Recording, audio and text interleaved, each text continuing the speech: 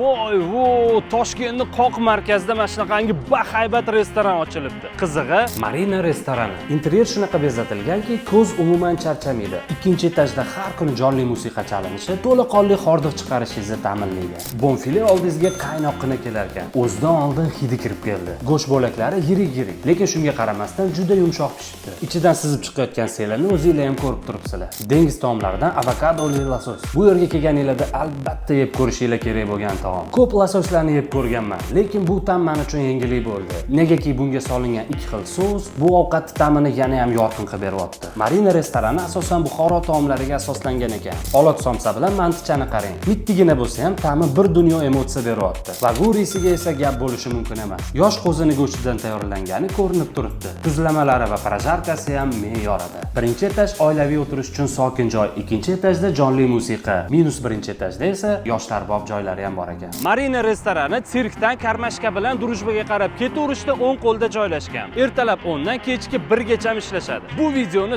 takoy joyda o'tiradigan takoy bolalarga jo'natib qo'yinglar.